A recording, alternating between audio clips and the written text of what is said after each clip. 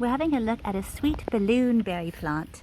It's a really sweet little woodland plant from Japan. It's also known as the strawberry raspberry. It's actually a hardy herbaceous perennial, and it's a member of the raspberry family.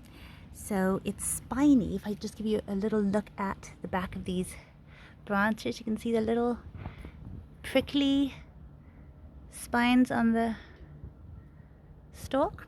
So that's just like any sort of raspberry usually, but it's not a cane fruit, obviously. It's just a little guy here. He's quite short.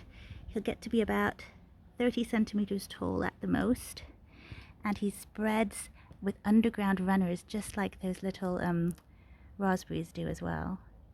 But he looks a bit more like a strawberry in the fact that he creeps and he's so short and everything. So it's a really interesting little plant.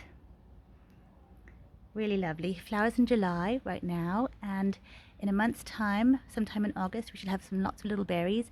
And if you look at the flowers themselves, I've got a strawberry over here to compare it to. So here's a strawberry flower, if you look at it for size, quite small.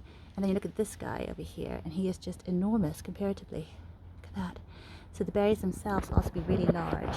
I just think it's such a beautiful ornamental plant too. And they're quite good at spreading. So I was thinking, I mean, they do recommend that we keep them contained in little containers or pots if you only got a small garden like I do. But I quite fancy him invading my garden a little bit.